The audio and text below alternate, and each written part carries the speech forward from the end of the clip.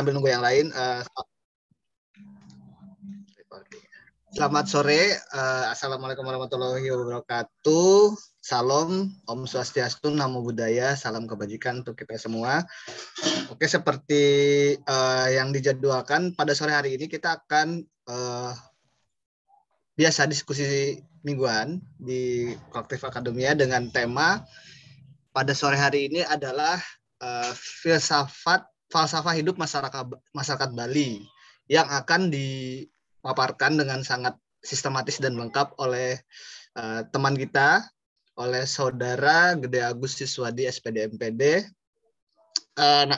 Mungkin teman-teman yang dari Bali akan sudah sangat familiar dengan falsafah masyarakat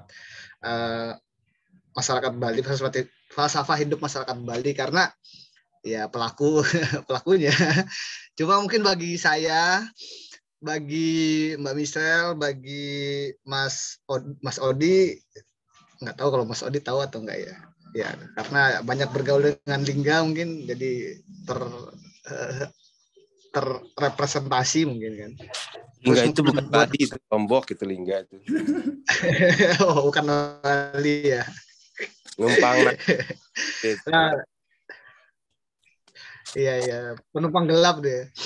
Nah, terus juga mungkin Mbak Kusuma masih awam gitu kan dengan tentang bagaimana falsafah hidup masyarakat Bali. Oleh sebabnya sekarang sepertinya akan sangat menarik diskusi pada sore hari ini karena akan dikaji oleh langsung oleh pelakunya dan juga oleh kami yang tidak tahu sama sekali karena bukan orang Bali dan tidak hidup di Bali. Nanti mungkin akan jadi diskusi yang menarik. Mungkin untuk mempersingkat waktu, monggo presentasinya dipersilakan Bli Gede waktu dan tempatnya. Oke, terima kasih Mas Galuh. Sebelumnya, Assalamualaikum warahmatullahi wabarakatuh. Salam sejahtera untuk kita semua. Om Swastiastu, Namo Buddhaya, salam kebajikan, dan Wida Dongtian. Walaupun nggak ada teman-teman Konghucu, tapi saya lebih suka mengucapkan salam secara lengkap ya. Itu salam Konghucu. Dan kita sering luput untuk mengucapkan itu. Oke, saya izin share screen ya. Nah, pertama-tama saya mengucapkan terima kasih ini kesempatan yang diberikan kepada saya untuk di sini berbagi tentang nilai-nilai filosofis masyarakat Bali. Gitu. Kita ketahui bersama bahwa ketika kita mendengar kata Bali, itu satu kata yang terbesit di pikiran teman-teman semua. Mungkin pariwisatanya yang indah, panorama alamnya yang begitu yang menawarkan keindahan dan sebagainya, tetapi di satu sisi yang menjadi spirit atau roh dari Bali itu adalah kebudayaannya. Dan sebenarnya di sini antara nilai filosofis yang ada di masyarakat Bali itu terbalut dengan culture-nya, dengan agamanya, dan sosial kemasyarakatannya juga. Nah, di sini menarik sekali karena ketika kita menyelami berbagai nilai-nilai kehidupan yang ada di Bali, antara agama dan budaya ini memang sulit dipisahkan, teman-teman. Jadi kalau kita ke Bali, antara budaya Bali dan agama Hindu di sana itu memang sangat sulit karena saking membaurnya, dan kita sulit memisahkan mana yang namanya agama, mana yang namanya budaya, karena saling saling mempengaruhi dan saling sangat-sangat kental sekali pengaruhnya antara agama dan budaya itu. Nah, pada kesempatan hari ini saya mengajak teman-teman untuk berlayar ke Pulau Bali untuk menyelami, walaupun mungkin ada teman-teman di sini yang memang sudah di Bali, tetapi kalau memang belum ke Bali, saya ajak teman-teman untuk berlayar sekarang ke Pulau Bali dan melihat aspek-aspek atau nilai-nilai apa saja yang dapat kita pedomani dan dapat kita petik untuk menjalani kehidupan di masa sekarang ini. Oke, saya pelan-pelan ya. Jadi kalau kita melihat Bali secara geografisnya, itu catatan dari Clifford Geertz dan Hilden Gertz. Jadi ini suami istri, dia meneliti tentang Clifford Gertz ini banyak sekali meneliti tentang budaya Jawa, budaya Bali dan sebagainya, sehingga di dalam bukunya itu dia memetakan bahwa Pulau Bali ini dalam konsep, kalau di Bali ini kalau letak geografis ini selalu diidentikan dengan konsep Chatuspata itu, atau ada titik ordinat, titik sentralnya gitu. Nah, di catatannya Clifford Gertz bahwa kalau teman-teman datang ke Bali dan mengunjungi Bali bagian timur, itu sangat kental sekali dengan spiritualnya. Jadi kalau teman-teman datang ke Bali dan mengunjungi daerah-daerah timur atau daerah-daerah timur, kalau di Bali itu disebut Kangin, itu sangat identik dengan naturalnya, nature-nya, sangat identik dengan spiritualnya. Jadi kalau teman-teman melakukan pariwisata spiritual itu saya sarankan ke Bali bagian timur, kan. Apalagi Bali bagian timur itu ada The Mother of Temple, kan, Besakih, ada center peribadatan umat Hindu di sana, kan. Jadi Pura Besakih itu sebagai center tempat peribadatan umat Hindu, kan. Itu terletak di Bali bagian timur, kan. Nah, kalau teman-teman senang mengunjungi pariwisatanya dengan melihat alamnya yang begitu indah, alamnya yang begitu deburan ombak dan sebagainya, silakan teman-teman datang ke Bali bagian selatan. Nah, di Bali bagian selatan ini sering sekali dikunjungi karena menyajikan begitu banyak panorama alam yang begitu menakjubkan. Itu. Jadi di Bali bagian barat itu Pantai Kuta, Pantai Sanur dan sebagainya. Di Bali bagian selatan itu Pantai Sanur, Pantai Kuta, kemudian ada Garuda Wisnu Kencana di sana. Jadi di sana identik dengan pariwisatanya bersifat alamnya. Itu kalau teman-teman datang ke Bali selatan. Nah, kalau teman-teman datang ke Bali bagian barat atau Kauh, bahasa Balinya barat itu Kauh. Nah, teman-teman akan disajikan dengan sistem agraris di sana, sistem pertanian di sana. Bahkan Bali itu terkenal dengan sistem subaknya.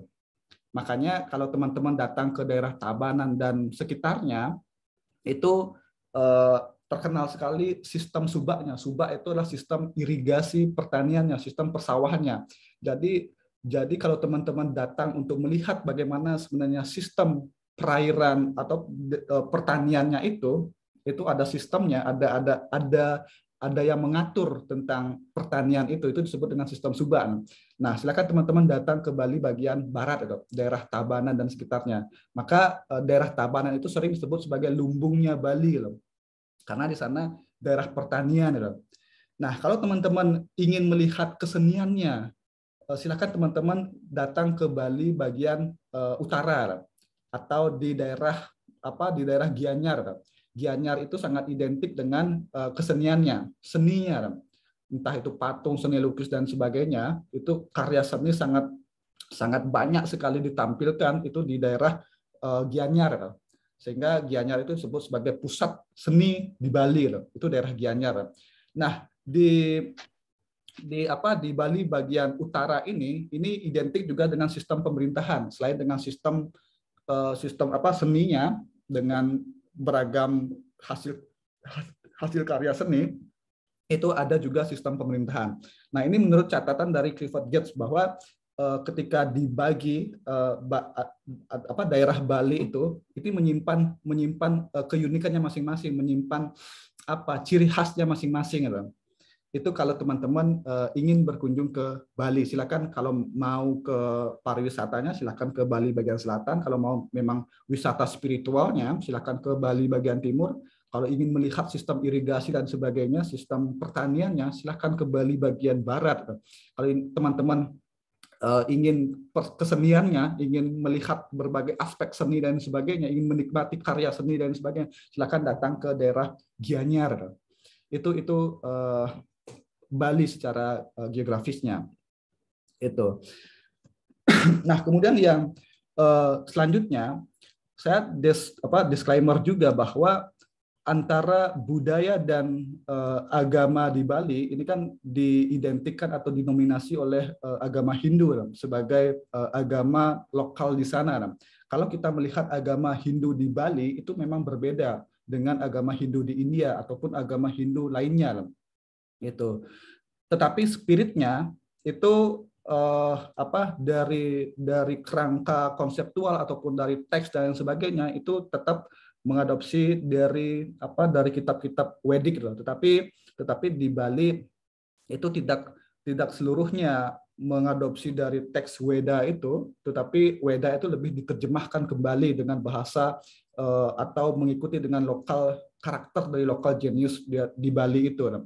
Nah, teman-teman, bahwa konsep Hindu di Bali ini diwarnai oleh tiga kerangka ini. Jadi saya mengantarkan tiga kerangka ini agar nanti kita ketemu dengan falsafah atau nilai-nilai kehidupannya. Jadi agama atau spirit dari agama Hindu di Bali ini selalu diiringi dengan atau diselimuti oleh tiga kerangka ini. Yang pertama itu ada namanya tatwa. Tatwa itu artinya dari konsep teksnya, dari hakikat atau spirit dari ajarannya. Itu biasanya kita lihat dari teks-teks atau filosofisnya, ini di tatwa seluruhnya. Jadi ada di konsep tatwa. Nah, kemudian ada juga konsep etika atau susila. Jadi di sini mengajarkan bagaimana bertindak dengan baik, kemudian berpikir dengan baik, kemudian berkata dengan baik. Ini ada di konsep etika, dan banyak teks-teks tentang etika di sini, mengajarkan tentang etika. Kemudian kehidupan orang Bali juga itu tidak lepas yang namanya dari segi ritusnya atau ritual. Jadi orang-orang Bali itu sangat erat kaitannya dengan acara, dengan ritual, dengan beberapa yatnya yang dilakukan. Oke.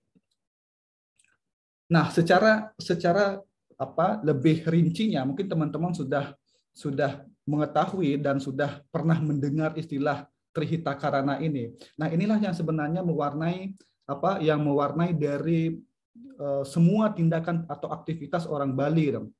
Jadi Trihitakarana ini, karena orang Bali itu sebenarnya menginginkan suatu dimensi atau suatu falsafah yang mengharapkan suatu keharmonisan. Ada nilai keharmonisan yang ingin dicapai. Hope-nya adalah keharmonisan. Nah, jadi Trihitakarana ini adalah suatu konsep yang hilirnya akan mengajarkan suatu bentuk bagaimana kita selalu mengharmoniskan diri dengan Tuhan yang disebut dengan konsep parahyangan itu. Dan manusia juga tidak hanya menginginkan keharmonisan dengan Tuhan, tetapi keharmonisan dengan sesama, dengan antar manusia. Itu disebut pawongan, akar katanya wong, manusia. Nah, selain itu, manusia juga mengharapkan suatu keharmonisan, suatu bentuk keharmonisan dengan alam di sekitarnya. Jadi inilah segitiga terarah ini yang menjadi landasan filosofis orang-orang Bali itu, yaitu tiga konsep keharmonisan ini, yakni keharmonisan dengan Tuhan, keharmonisan dengan manusia, dan keharmonisan dengan alam. Jadi orang Bali itu sangat dari awal diberikan suatu konsep bahwa manusia itu hidup bersama dengan alam itu. Jadi bukan hidup di atas alam itu. Nah, inilah konsep yang sangat identik sekali kalau kita melihat bagaimana kegiatan-kegiatan di Bali selalu dilingkupi atau diselimuti oleh konsep Trihitakarana ini. Itu. Jadi konsep keharmonisan. Oke, saya pelan-pelan untuk menjelaskan ini. Jadi dasar dari konsep keharmonisan itu bahwa manusia Bali atau masyarakat Bali selalu percaya bahwa yang menyangga dunia ini itu ada 6 hal. Jadi di dalam teks Hindu pun kita menemui ini bahwa sesungguhnya Satya, Reta, Diksa, Tapa, Brahma, Yatnya yang menyangga dunia ini. Jadi masyarakat Bali sangat percaya bahwa tidak akan mungkin dunia ini bisa dengan ada konsep keseimbangan tanpa disanggah oleh konsep-konsep ini. Yang pertama itu ada Satya. Jadi dunia ini sebenarnya disangga oleh kebenaran. Ketika kebenaran itu masih mendominasi, maka alam ini akan tetap harmonis. Tetapi ketika kebenaran itu sudah menjadi atau tidak mendominasi, maka akan menjadi chaos di dunia ini. Karena masyarakat Bali sangat percaya bahwa kebenaranlah yang sesungguhnya yang berperan juga untuk memelihara alam semesta ini. Kemudian yang kedua, reta. Reta itu artinya hukum alam, hukum mutlak. Yang mengendalikan reta ini adalah ritawan, disebut ritawan. Kalau bahasa agama disebut Tuhan. Itu hukum alam, jadi hukum yang sudah mutlak adanya. Kemudian yang selanjutnya itu ada diksa, ada proses penyucian. Kemudian tapa itu ada proses pengendalian, entah itu bersifat pengendalian diri. Kalau di dalam teks-teks Yoga Sutra Patanjali itu banyak konsep pengendalian diri. Nah, Brahma itu adalah hakikat Tuhan. Kemudian yatnya, masyarakat Bali sangat percaya bahwa ketika kita tidak mempersembahkan sesuatu dari apa yang kita ambil di alam, maka kita itu disebut sebagai pencuri. Bahkan ada di dalam teks Bhagavad Gita yang menyebutkan bahwa kalau kita menikmati sesuatu yang tidak kita persembahkan terlebih dahulu, maka kita sama dengan memakan hasil curian. Jadi yatnya ini artinya kita mengambil banyak hal di alam, tetapi kita juga mempersembahkan. Itu konsep yatnya. Ada persembahan mulia, persembahan suci. Nah, dari keenam ini akan muncul yang namanya Satkirtih. Jadi Satkirtih ini artinya 6 prinsip yang dapat menjaga keharmonisan antara mikrokosmos dan makrokosmos, atau yang disebut kalau di istilah Bali itu disebut dengan Buana Agung dan Buana Alit. Jadi Buana Agung itu artinya alam semesta dan Buana Alit itu artinya manusia, alam yang kecil. Nah, bahkan Satkirtih ini itu dijadikan sebagai visi dari Gubernur Bali sekarang, Nangun Satkirtih Loka Bali. Ini jadi ada prinsip, ada 6 hal yang hendak dicapai untuk bagaimana agar alam Bali ini selalu seimbang, selalu harmonis. Yang pertama itu Jagat Kertih. Jadi masyarakat Bali sangat tahu betul bahwa bagaimana caranya memuliakan alam ini, caranya memuliakan alam semesta ini. Yang kedua itu ada Samudra Kertih. Samudra Kertih artinya bagaimana kita selalu menjaga, melestarikan laut yang kita punya.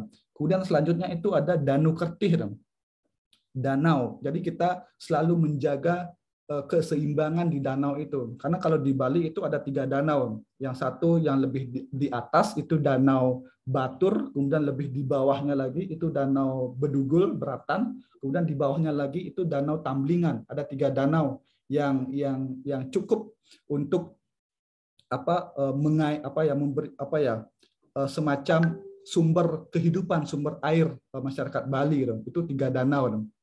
Kemudian keempat itu ada Wana Kertih, bagaimana masyarakat Bali memelihara atau merawat hutannya. Kemudian Jana Kertih tidak hanya memelihara alam semesta secara makronya, tetapi bagaimana juga melihat menjaga keseimbangan diri. Jana Kertih itu manusia. Kemudian aspek lainnya, aspek yang lebih dalamnya itu Atma Kertih. Atma Kertih bagaimana hakikat diri atau jiwa yang memberikan hidup pada makhluk hidup. Itu disebut dengan Atma. Nah, inilah sebagai wujud implementasi dari konsep ini. Satya, Reta, Diksa, Tapa, Brahma, Yatnya itu. Nah, kemudian apa selanjutnya dari adanya beberapa konsep untuk menjaga keseimbangan ini, masyarakat Bali sangat yakin dan sangat percaya bahwa dengan melakukan yatnya, dengan melakukan pengorbanan, maka alam ini akan selalu seimbang. Makanya ada pancayatnya atau 5 jenis yatnya, 5 jenis pengorbanan suci yang dilakukan. Itu ada dewa yatnya, yang dipersembahkan kepada para dewa atau Tuhan, fitrayatnya itu artinya bagaimana kita melakukan persembahan pemuliaan kepada para leluhur gitu.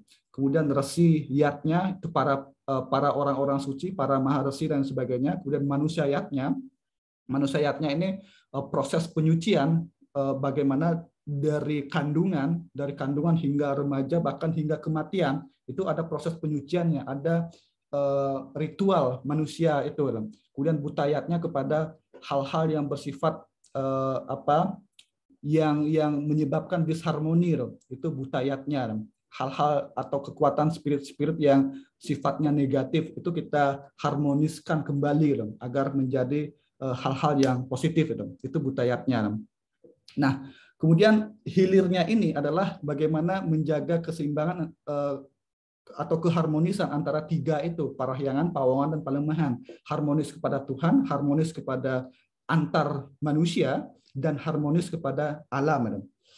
Itu. Dan bentuknya bagaimana, teman-teman? Jadi di sini manusia kalau secara ajaran di Bali yang identik dengan Hindu di Bali itu mengajarkan bahwa manusia itu atau badan ini sesungguhnya terdiri dari 3 lapisan. Ada 3 lapisan yang membentuk badan ini. Ada lapisan atau stula sarira yang disebut sebagai badan kasar, kemudian ada suksma sarira atau badan halus, dan antah karana sarira atau badan penyebab. Badan penyebab itu atma.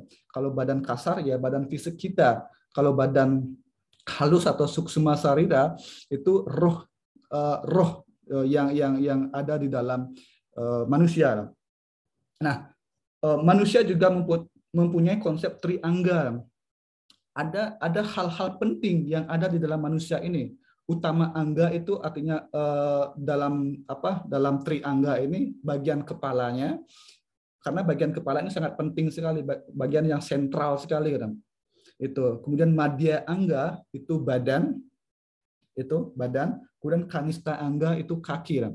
Begitu juga di konsep trimandala yang ada di rumah kan. Jadi rumah itu selalu dikonsep dengan trimandala ini. Jadi ada utama mandala, memang kawasan yang suci, kemudian ada madhya mandala, itu biasanya rumah yang biasa sebagai tempat istirahat. Kemudian kanista mandala itu biasanya kebun. Jadi orang-orang Bali itu kalau memang dari konsep rumah adat Bali itu selalu dibentuk oleh 3 atau trimandala ini. Ada konsep trimandala. Jadi ada kawasan yang suci, ada kawasan yang madhya mandala atau tempat istirahat, kemudian ada kanista mandala atau kebunnya. Itu. Kemudian di desa pun ada trimandala ini.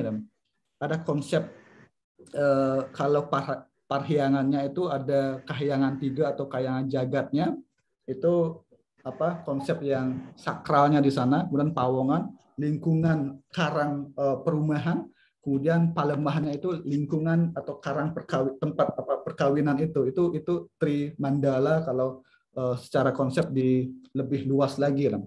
Nanti kita akan lihat bagaimana kombinasi atau struktur rumah adat di Bali itu seperti apa, bagaimana filosofisnya, kita akan lihat secara sama-sama nanti.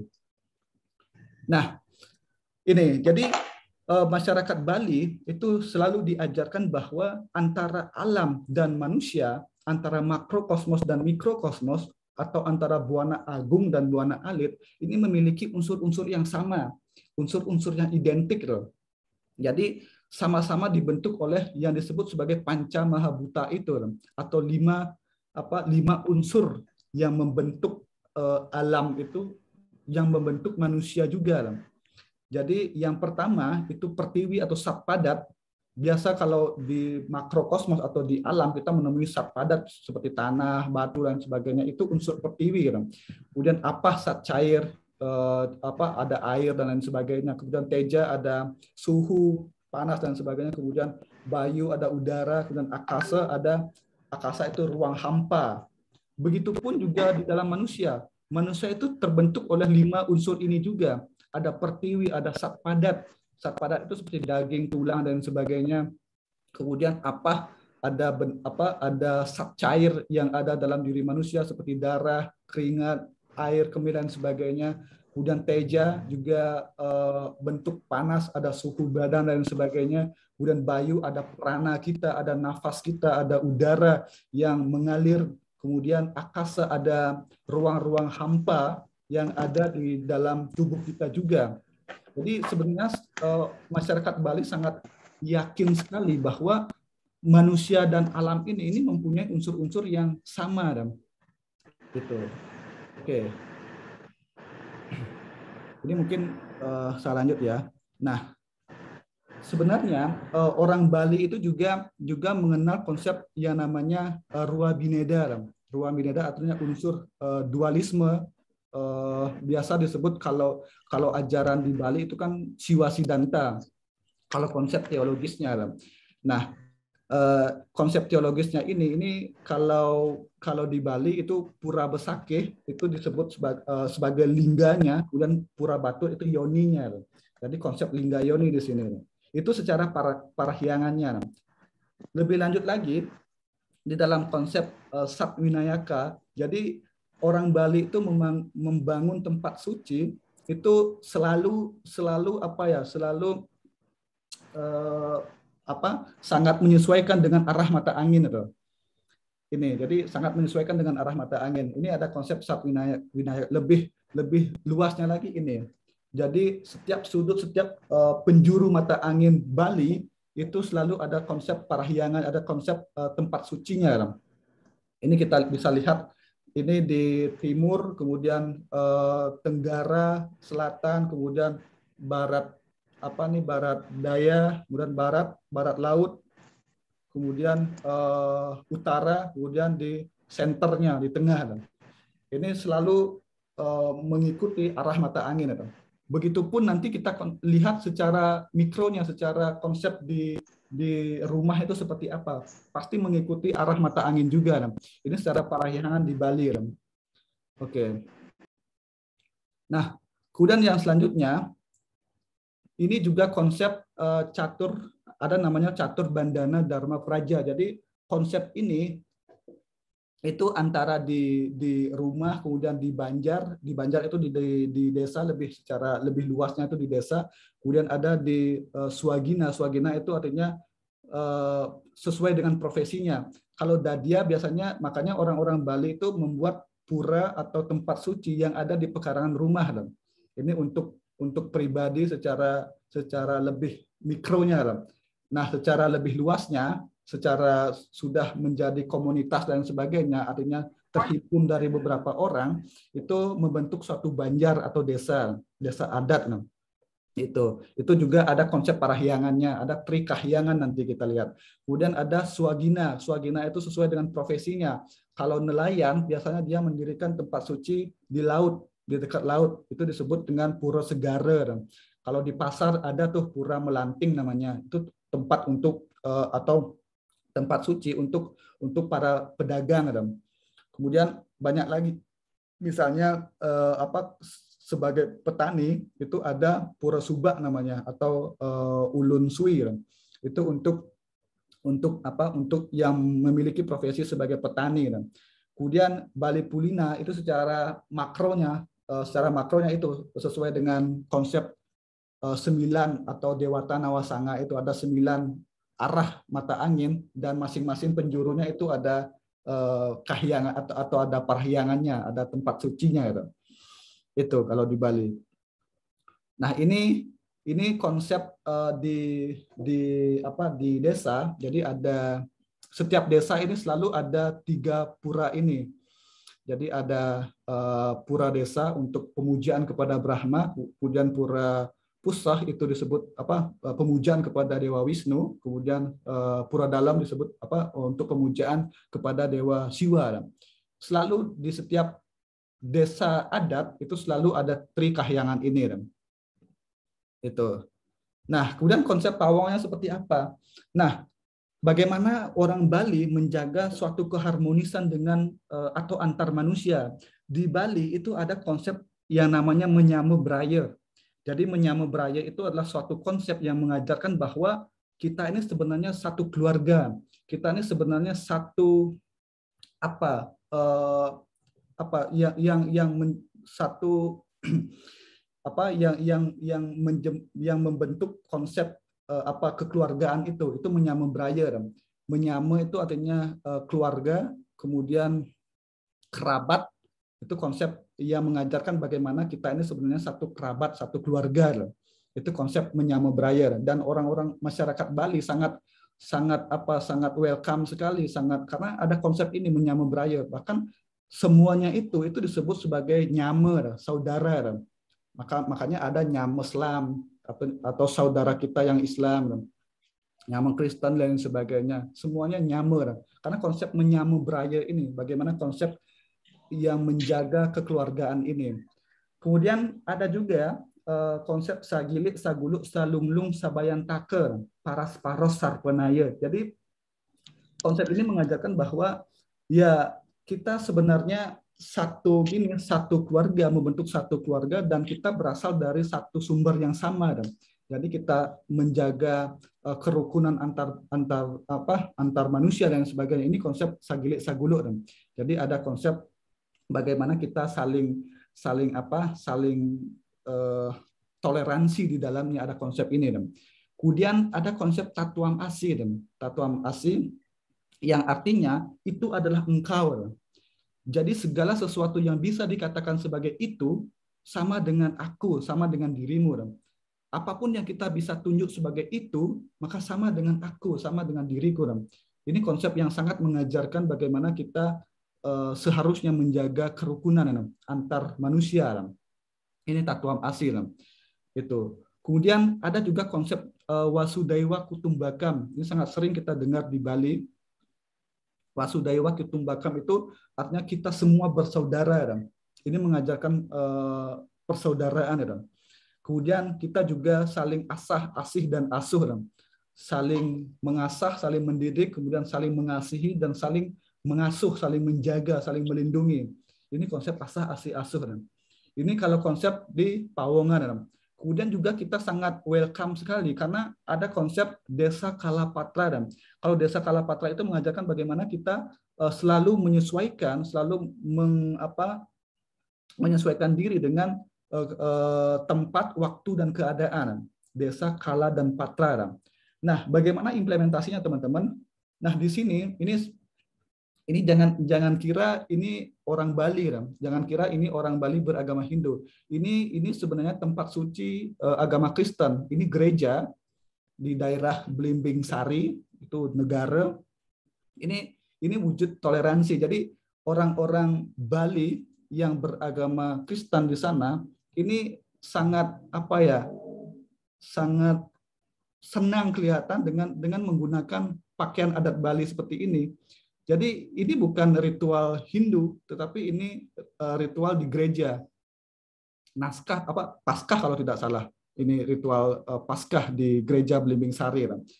Kemudian ini juga wujud toleransi bagaimana teman-teman kita di daerah Pegayaman, bahkan kalau teman-teman datang ke daerah Pegayaman, itu jangan kaget kalau teman-teman melihat suatu nama orang, nama teman-teman yang tidak mungkin beragama Hindu itu masih menggunakan nama seperti Wayan, seperti Made, seperti Kadek, Komang, dan sebagainya. Jadi nama awalnya itu nama etnis Bali, kemudian diikuti misalnya Wayan Muhammad siapa, kemudian Made Rizky siapa. Jadi seperti itu saling membaurnya antar umat manusia di Bali ini. Jadi sangat banyak, bahkan ada nama Gusti siapa, jadi Gusti Christian siapa. Jadi nama awalnya itu mengikuti nama Bali, kemudian nama diikuti oleh nama yang sesuai dengan agamanya itu. Jadi ada nama Muhammad dan lain sebagainya. Bahkan kalau teman-teman datang ke Candi Kuning, itu jangan heran juga kalau teman-teman melihat orang yang teman-teman Muslim ataupun teman-teman Kristen yang sangat fasih sekali berbahasa Bali, sangat kental sekali berbahasa Bali. Bahkan kita tidak bisa membedakan ini orang Hindu atau orang apa, tetapi dia Muslim, Kristen dan sebagainya. Ini sangat pemandangan yang menarik kalau kita lihat di balik kerukunannya itu, konsep pawongannya itu. Nah, ini juga teman-teman bahwa ketika biasanya ketika Lebaran ini juga ada tradisi ngejot. Jadi teman-teman yang melaksanakan Lebaran itu biasanya ngejot itu istilah semacam memberikan ya. Jadi ada konsep ngejot atau memberikan ke tetangga. Jadi misalnya saya melaksanakan hari raya, jadi tetangga saya orang Hindu misalnya. Jadi teman-teman Muslim itu biasanya ngejot atau memberikan makanan berupa makanan dan sebagainya. Ada bahkan kalau teman-teman lihat di sini ada ketupatnya, ada opor ayamnya dan sebagainya. Itu diberikan kepada teman-teman yang Hindu yang tidak melaksanakan hari raya misalnya atau Lebaran dan sebagainya. Biasanya kalau sekarang teman-teman datang ke daerah Pegayaman musim-musim Lebaran ini teman-teman akan menyaksikan hal-hal atau pemandangan-pemandangan seperti ini. Jadi ada tradisi ngejotnya. Jadi teman-teman Muslim itu memberikan makanan berupa makanan dan sebagainya itu kepada teman-teman yang tidak merayakan Lebaran atau Hindu, Kristen dan sebagainya. Bahkan begitu juga sebaliknya kalau teman-teman yang Hindu melaksanakan acara atau hari raya juga memberikan teman-teman atau tetangganya yang Muslim itu. Jadi ini sangat pemandangan yang cukup menarik sekali kalau kita lihat di daerah Pegayaman. Bahkan kalau tradisi Megibung ini teman-teman, jadi ini bukan Hindu yang masyarakat Bali yang beragama Hindu, tetapi ini Muslim yang melaksanakan tradisi Megibung. Megibung itu artinya makan bersama. Nah ini sebenarnya suatu konsep yang sangat atau suatu konsep kerukunan. Bahkan kalau kita ikuti sekarang peraturannya Menteri tentang moderasi agama di Bali sungguh sangat sejak lama sudah melaksanakan ini, itu. Dan ini suatu hal yang menarik kalau kita lihat begitu indahnya toleransi antar umat beragama ini, itu.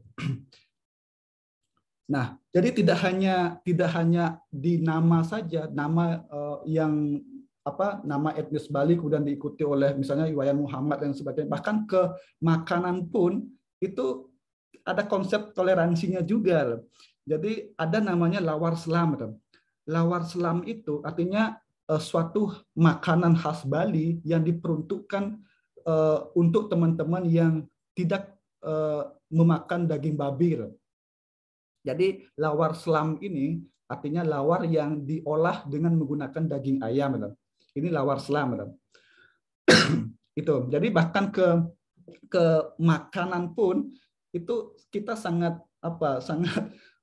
begitu menyanjung konsep kerukunan, konsep toleransi begitu indahnya yang kita lakukan atau kita laksanakan di Bali ini. Kemudian selanjutnya di Bali itu juga ada satu kompleks itu disebut sebagai Puja Mandala.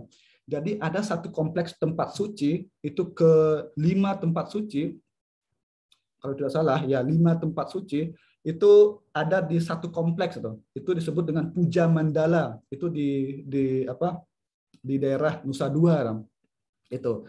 Jadi satu kompleks itu ada masjid, gereja Katolik, wihara, gereja Protestan, pura dan sebagainya. Itu satu kompleks. Bayangkan teman-teman kalau misalnya setiap daerah memiliki hal ini, begitu indahnya kita melihat pemandangan yang seperti ini. Kemudian di daerah di desa Pakraman Poh Gading juga teman-teman, bahwa ada suatu kepercayaan untuk menghormati leluhur mereka yang beragama Islam, sehingga ada namanya pura atau pelinggih Ratu Mekah. Mekah itu mungkin bisa dikaitkan ke kiblatnya teman-teman yang Muslim. Jadi ada satu pelinggih atau ada satu tempat suci yang memang dikhususkan untuk menghormati leluhur mereka yang Islam gitu. Sehingga biasanya kalau tempat suci orang Bali itu selalu kiblatnya atau arahnya itu selalu ke timur atau enggak ke utara. Tetapi di Pelinggih Ratu Mekah ini itu kiblatnya ke barat gitu. Mirip dengan sama dengan teman-teman di Muslim gitu. Itu ada Pelinggih Ratu Mekah namanya. Ini sangat menarik sekali. Dan di Pelinggih Ratu Mekah itu atau tempat suci yang disebut Ratu Mekah itu pantang sekali untuk mempersembahkan daging babi. Jadi tidak boleh mempersembahkan daging babi. Harus menggunakan seperti olahan ayam dan sebagainya. Ini di Pelinggih Ratu Mekah. Jadi ada satu konsep, ada suatu kepercayaan yang meyakini terhadap leluhurnya yang beragama Islam. Itu di daerah Poh Gading. Nah, di satu tempat juga itu ada di Bangli, itu di daerah atau Pura Langgar namanya. Jadi ada pura, kemudian ada langgarnya. Jadi pura itu tempat persembahyangan umat Hindu dan langgar itu tempat sholatnya teman-teman yang Islam. Jadi satu kompleks, bahkan di dalamnya itu ada langgarnya. Jadi teman-teman yang Hindu bisa ke puranya, ke tempat suci puranya, kemudian yang teman-teman Islam bisa ke langgarnya untuk melakukan sholat. Itu jadi begitu indahnya bentuk toleransi yang ada di Bali ini. Nah, selain itu konsep ini sebenarnya konsep pawongan, palemahan. Palemahan itu adalah suatu konsep yang bagaimana orang atau masyarakat Bali selalu mengharapkan bentuk keharmonisan dengan alam. Jadi masyarakat Bali tidak menginginkan atau tidak bermaksud untuk hidup di atas alam, tetapi bagaimana hidup bersama dengan alam. Karena ketika kita menyayangi alam, maka alam itu juga menyayangi kita. Itu konsep yang sangat menarik sekali kita pedomani di era sekarang. Nah, bagaimana caranya? Nah, orang Bali itu sangat yakin bahwa manusia itu adalah limited edition yang diciptakan oleh Tuhan, jadi edisi terakhir yang diciptakan oleh Tuhan. Jadi bukan bentuk yang pertama, tetapi masyarakat Bali memandang bahwa sebenarnya kita ini adalah bentuk terakhir yang diciptakan oleh Tuhan. Kalau kita mengikuti jejaknya kaum perennialis, dia akan mengatakan bahwa yang pertama kali diciptakan oleh Tuhan itu adalah benda dengan berwujud material, benda. Kemudian yang kedua itu adalah tumbuh-tumbuhan, kemudian ketiga adalah hewan, dan keempat atau edisi terakhir adalah manusia.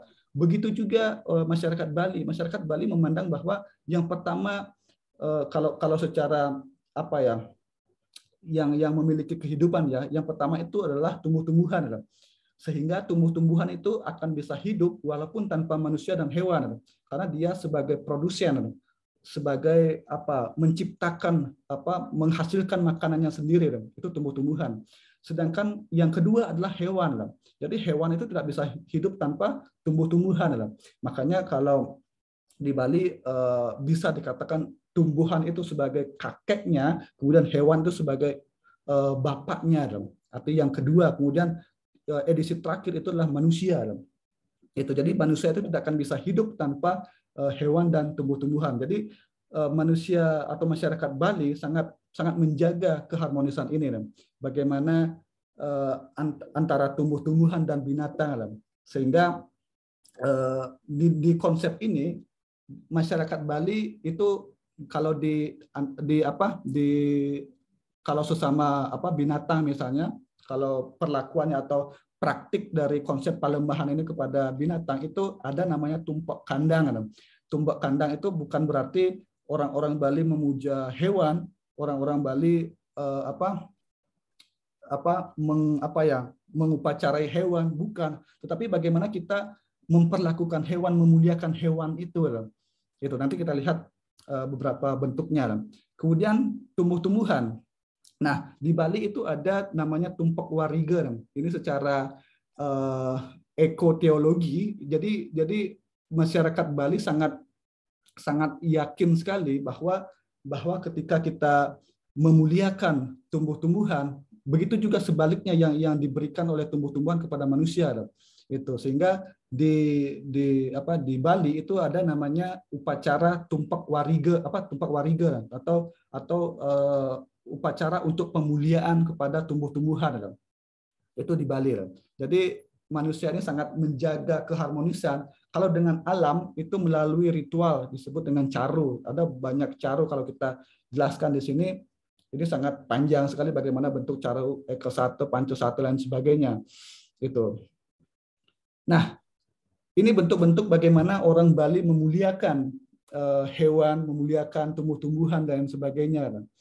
Ya, karena masyarakat Bali sangat yakin sekali bahwa tadi ketika kita memuliakan tumbuh-tumbuhan, ketika kita memuliakan hewan, respon alam semesta itu pun memiliki vibrasi yang positif, ya, Bang. Karena ketika kita membunuh hewan secara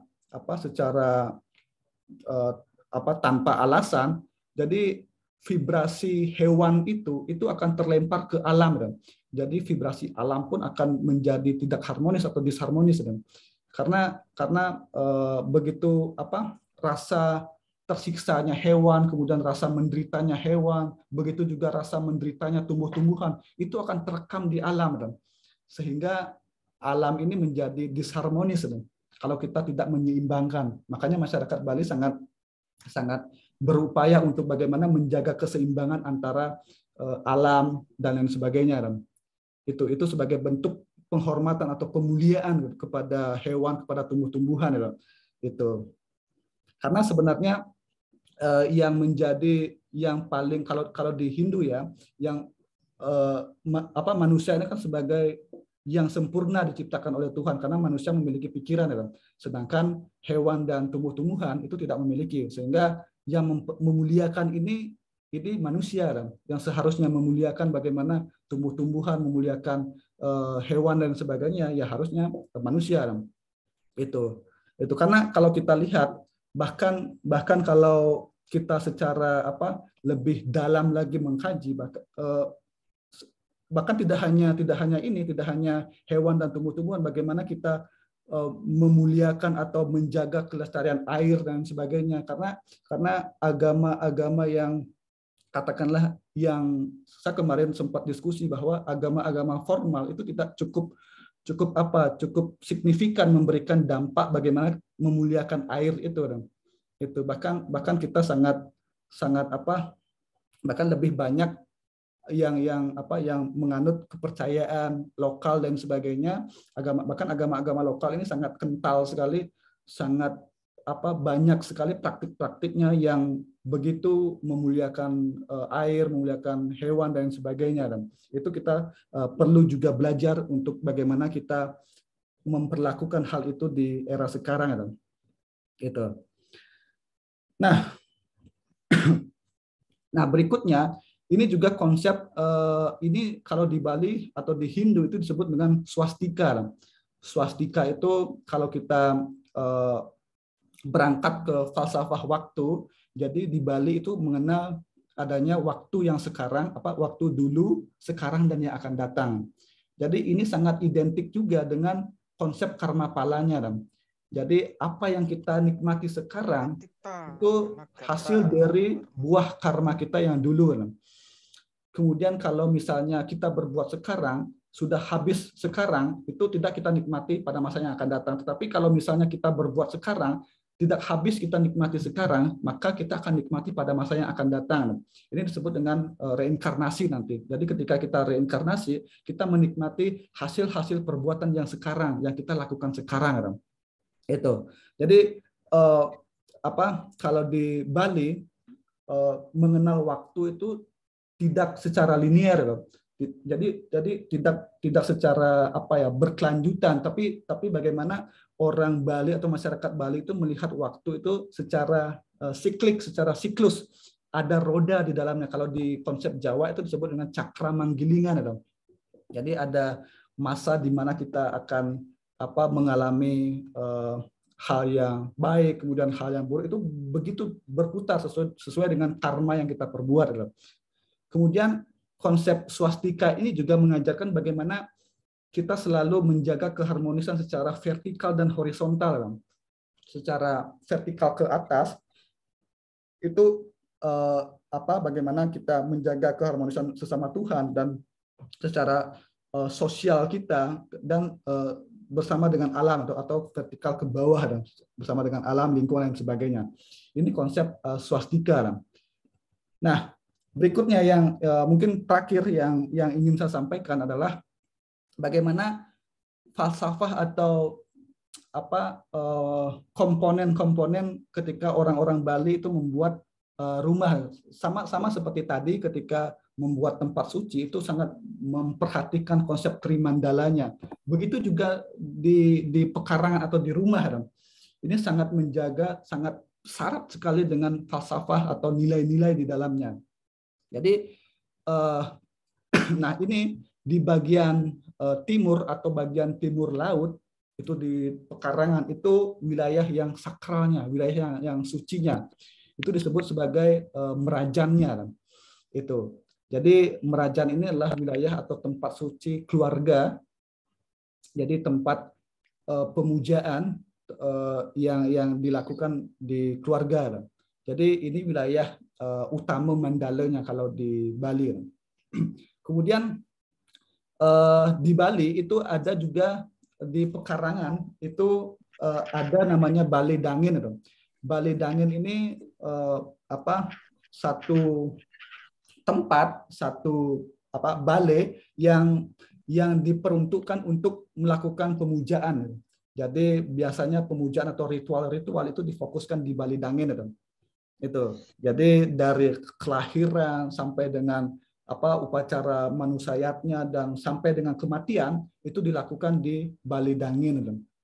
Jadi ada satu tempat untuk upacara.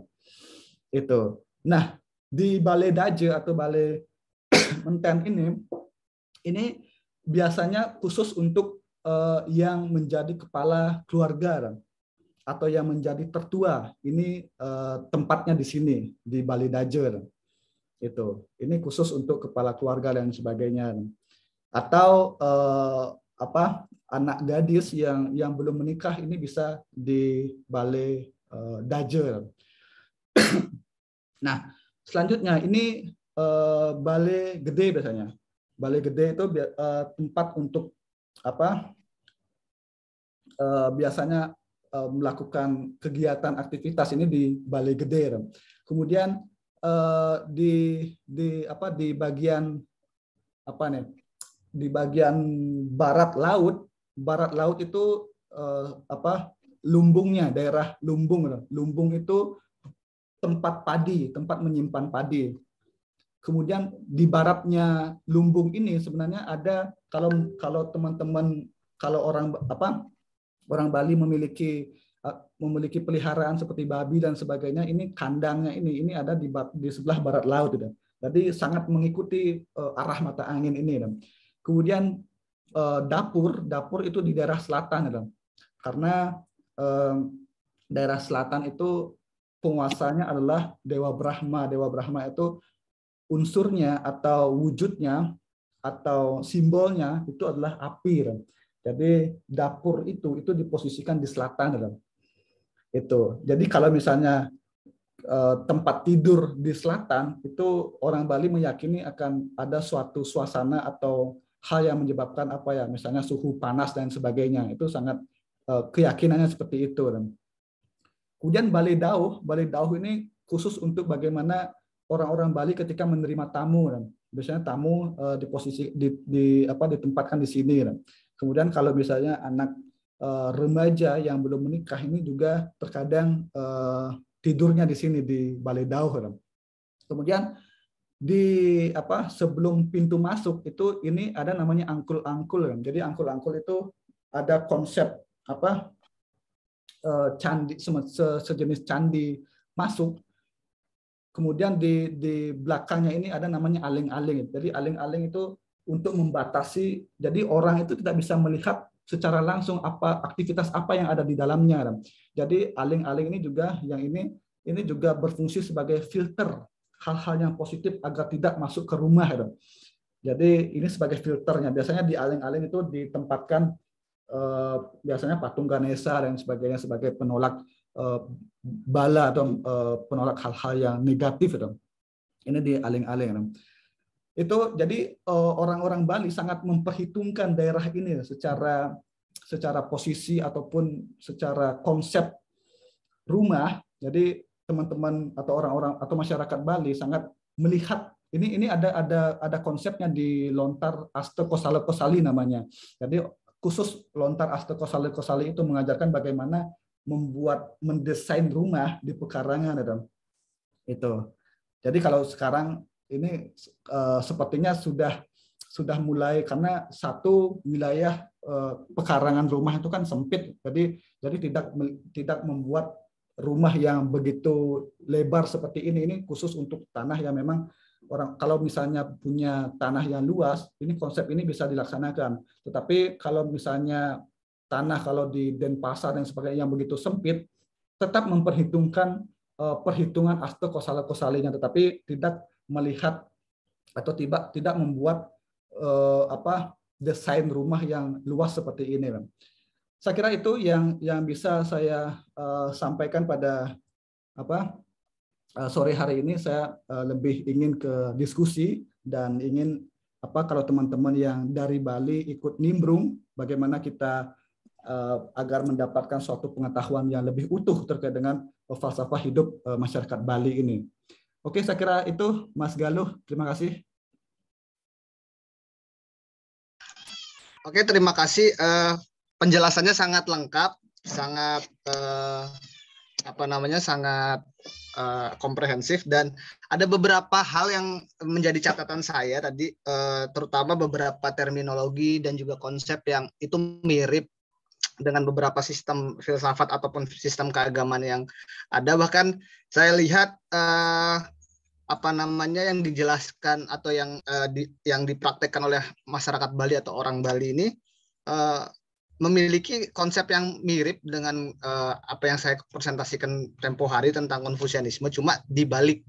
Kalau pada intinya kembali kepada fungsinya, tapi kalau masyarakat Bali lebih dari ke hal-hal transenden dulu, baru ke hal imanen. Kalau Konfusianisme itu dari hal yang imanen ke yang transenden gitu. Terus juga beberapa konsep itu juga mirip dengan Sunda Wiwitan itu tadi, misalnya tentang filosofi silih asa, silih asi, silih asu, terus tentang sagalik, saguluk, itu juga bahasanya mirip-mirip. Terus ada tentang itu adalah engkau, itu juga mirip banget dengan pendekatan perennialismenya Martin Buber. Terus soal toleransi, yang saya lihat ini bukan toleransi tapi apresiasi gitu. Jadi memberikan apresiasi kepada mereka yang berbeda gitu, bukan hanya toleransi saja, tapi diberi ruang untuk dihormati, disucikan, dan mari bersama gitu. Nah, itu catatan dari saya. Mungkin kita buka termin pertama untuk diskusi, untuk tanya jawab. Monggo kalau ada yang ingin bertanya bisa langsung ditanyakan ke Brigade, mau open mic, monggo. Silakan. Mungkin ada yang ingin bertanya. Oke, ya. Ya, ada 3 orang, siap. Saya batasi dulu ya 3 orang. Nanti mungkin setelah ini kalau ada yang bertanya lagi, saya persilakan. Monggo, pertama mungkin Mas Odi. Monggo, Mas. Selamat sore, Bli. Sore, Mas Galuh. Luar biasa materinya. Jadi saya langsung, karena kita tetanggaan ya, jadi minggu depan saya usahakan saya menyuguhkan Sasak juga. Lombok. Jadi karena Lombok dan Sasak itu ada secara historis itu memiliki hubungan yang erat ya, terutama dari kerajaan Karangasem dan Sasak.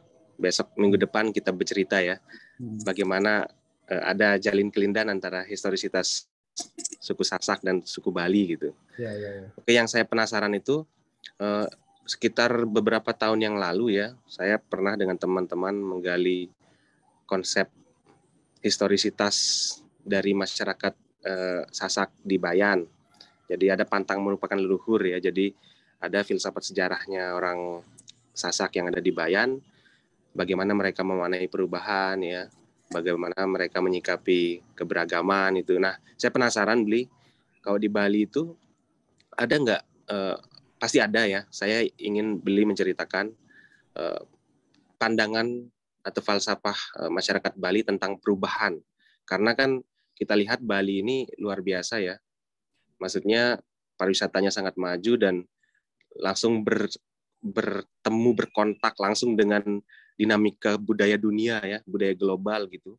Tapi uniknya masih ada, kita lihat ya, kebudayaan-kebudayaan leluhur yang tetap dijaga, dan saya rasa di situ tentu saja tidak langsung resisten ya. Kalau resisten nggak mungkin bisa menjadikan sebagai komoditas pariwisata misalnya.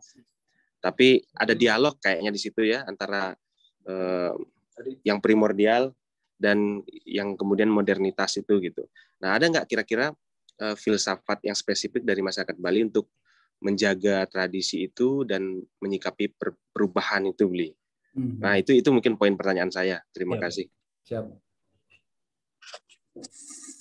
Oke, terima kasih Mas Odi atas pertanyaan. Mungkin ditampung dulu, Bli Gede, udah dicatat? Sudah dicatat? Sudah. Lanjut. Oke. Lanjut mungkin Mbak Michelle, Tante Michelle, monggo. Ini ada brother saya, Gustu. Nanti dia ini dari Bali. Ini banyak juga bisa nanti ikut nimbrung kayaknya. Monggo. Halo semuanya, salam kenal. Terima kasih sebelumnya untuk kesempatan ini. Saya udah boleh dikasih panggung nih untuk nanya. Oke, mungkin pertanyaan aku agak sedikit bersinggungan dengan pertanyaannya Bang Odi ya. Karena aku juga masih awam banget nih sama Bali. Soalnya aku mungkin udah terlalu lama I live in another nation ya. Imagination. Jadi masih awam banget sama hal-hal yang apa namanya tuh yang berbau-bau falsafah Bali gitu loh.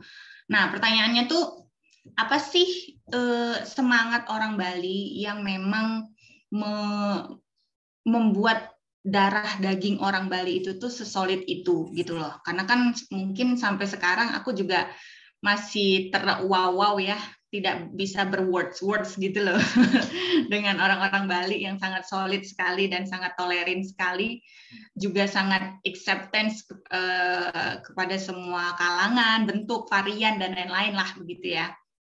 Apakah mereka itu tuh ada apa ya, mungkin orang-orang Bali itu tuh sedini mungkin apa dari sejigot kali ya, mereka sudah ditanamkan nilai-nilai kebalian, bukan keugeman ya, nilai-nilai kebalian gitu loh, atau misalnya dari nenek moyang itu tuh ada satu ajaran yang mereka apa sih namanya tuh, yang mereka terapkan turun-temurun bahwa nilai-nilai orang Bali itu seperti ini gitu loh, value-nya di tanah Bali ini seperti ini gitu loh. Apa sih kiat-kiatnya? Saya juga ya mungkin walaupun belum bisa mengguncang tanah saya ya kan ya, setidaknya saya tidak mengguncang tanah sengketa orang lain ya kan ya, atau saya bisa mengguncang keluarga kecil saya sendiri gitu loh Kak. Soalnya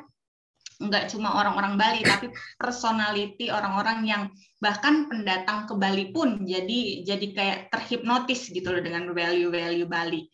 Sampai mereka tuh tersedot ingin tinggal di Bali, ingin menua di Bali gitu kan, ingin berakar di Bali kayak gitu loh. Dan itu nggak hanya orang Asia gitu ya, maksudnya tuh nggak hanya orang-orang yang termasuk Asia Tenggara atau misalnya Asia Barat, Asia Utara dan lain-lain, tapi seluruh dunia kayak gitu. Bahkan dunia lebih paham Bali daripada Indonesia itself gitu loh. Oke, gitu aja Mas Bli. Mungkin pertanyaan saya masih sangat basic ya, tapi ya nggak apa-apa lah. Yang penting kehidupan saya sudah tidak curious lagi. Thank you. Yeah. Next. Oke, terima kasih. Pertanyaannya sangat menggoyang sekali, Mbak Michelle. Akan dijawab oleh Bli Gede. Oke, selanjutnya mungkin ditampung dulu, Bli. Dilanjut ke Mbak Kusuma, monggo Mbak. Ya, terima kasih Mas Galuh. Dan Bli Gede, presentasinya sangat komprehensif sekali ya, Bli. Saya izin bertanya, Bli, terkait filsafat hidup Trihita Karana. Nah, apakah filsafat hidup ini nih, Bli, memiliki potensi untuk menjaga sebuah ketahanan dari masyarakat Bali itu sendiri, terutama menjadikan filsafat hidup ini cukup adaptif dalam merespon permasalahan-permasalahan aktual atau hal-hal yang bersifat implementatif, Bli. Karena kan memang sekarang era zaman terus berubah dan kita membutuhkan respon yang positif yang bersesuaian dengan nilai-nilai yang kita bawa. Nah, apakah Trihita Karana ini sangat cocok menjadi tawaran atau jawaban atau alternatif dari permasalahan yang kerap kali tumbuh? Karena kan ketika kita berbicara nilai, filsafat hidup, ini ada spirit of life-nya ya, menjadikan ini tuntunan, pedoman, sehingga proses aktualisasinya itu menjadi mungkin dan mudah untuk dilakukan. Nah, itu saja, Bli, pertanyaan saya. Terima kasih, Bli Gede. Ya. Saya terkejut, di sini ada yang namanya sama seperti saya, Mas Galuh. Ada Kusuma Putra. Saya tertawa. Salam kenal, Mas Kusuma Putra. Ya, saudara kembarnya mungkin ya, Mbak. Kusuma Putra. Oh iya, Kusuma Putra ya. Oke. Ya, siap. Ya, terima kasih untuk pertanyaannya Mbak Kusuma, sangat singkat tapi memiliki bobot. Monggo Mas Bli Gede, Bli Gede, mungkin mau langsung dijawab. Waktu dan tempatnya saya persilahkan. Oke, siap. Terima kasih teman-teman atas pertanyaannya. Mungkin nanti kalau misalnya jawaban saya kurang menukik tajam, ini mungkin teman-teman ada yang dari Bali mungkin bisa mengelaborasi lebih lanjut apa yang saya sampaikan pada hari ini. Nah, terkait dengan pertanyaan Mas Odi, nah memang tidak menutup kemungkinan bahwa budaya Bali itu tergerus dengan arus moderasi, arus modern yang begitu sangat cepat, yang sangat masif. Bahkan kalau kita lihat di daerah-daerah perkotaan seperti Denpasar dan sebagainya, itu sikap individualnya itu sangat nyata sekali. Tetapi kalau kita lihat di daerah-daerah pedesaan seperti di daerah Bangli dan sebagainya, Karangasem dan sebagainya, itu masih sangat kental nuansa atau kebaliannya. Nah, apa yang menyebabkan di Bali ini ada istilah atau konsep yang mengajarkan bagaimana kita mempertahankan diri dari arus perubahan itu disebut dengan ajak Bali. Jadi ajak Bali ini mengajarkan bagaimana kita selalu melestarikan entah itu budaya kita, entah itu budaya Bali, entah itu adat, tradisi dan lain sebagainya. Itu dimaknai atau dibungkus oleh konsep ajak Bali. Jadi ajak Bali ini mengajarkan bagaimana antara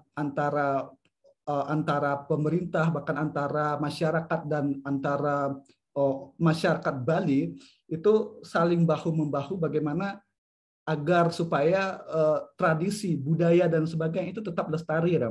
Makanya konsep ajak Bali ini sangat melekat sekali di pikiran orang-orang Bali, dan ini sangat relate sekali ketika kita posisikan ini dengan teorinya Pitirim Sorokin. Jadi ketika perubahan itu dilakukan dari proses idealisasi. Jadi kalau dari ide saja sudah berubah, maka tidak akan ada maknanya konsep ajak Bali dan sebagainya. Salah satu contoh misalnya kalau saya contohkan ya, konsep ajak Bali ini tidak ada di gagasan atau di pikiran orang Bali, ya maka konsep ini tidak akan ada. Tapi bagaimana orang-orang Bali itu menanamkan prinsip agar supaya bahkan ke anak cucunya nanti itu tetap mewariskan hal-hal ini. Jadi ini proses yang saling menurunkan. Jadi orang tua menurunkan kepada anaknya bagaimana cara menjaga kebaliannya, cara menjaga adat, tradisi dan lain sebagainya. Bahkan kalau kita lihat, bahkan ini dari pemuda-pemuda, kita contohkan pemuda-pemuda Bali sangat kuat sekali dengan konsep ajak Bali ini. Misalnya kita lihat di Sesetan, daerah Sesetan. Daerah Sesetan itu terkenal dengan tradisi met-metannya.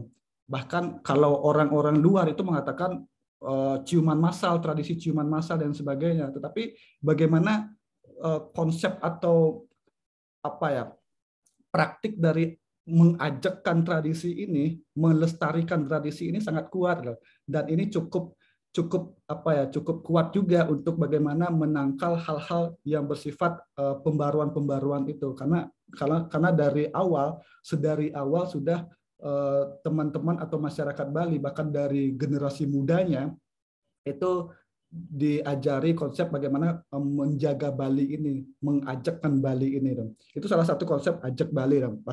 Bahkan kalau di lagu-lagu ini sangat banyak sekali bagaimana lagu-lagu Bali itu mengajarkan ya budaya Bali atau tradisi Bali harus memang diajakkan itu. Ada konsep ajak Bali, melestarikan Bali itu sangat kuat sekali pengaruhnya untuk melindungi, tetapi tidak menutup kemungkinan juga artinya saling membaur gitu. Misalnya ada budaya baru yang datang, tetapi budaya itu tidak merubah secara utuh, tetapi dibalut lagi. Misalnya kita lihat nih contoh-contoh misalnya karya seni misalnya ya. Karya seni di Bali sejak dulu itu kan ada nuansa-nuansa yang memang naturalnya, tetapi ketika mengikuti arus perubahan zaman dan sebagainya, ada dimensi-dimensi yang mengikuti arus-arus modern ini. Bahkan kalau kita lihat dari segi rumah dan sebagainya, ada model-model rumah-rumah yang minimalis, jadi mengikuti proses-proses itu, tetapi tidak menghilangkan konsep dari Trimandala itu. Secara konsep Trimandala itu akan tetap ada. Bagaimana rumah itu selalu ada dimensi sakralnya, selalu ada ruang sakralnya, kemudian ada ruang madya mandalanya, kemudian ada nista mandalanya. Itu selalu ada.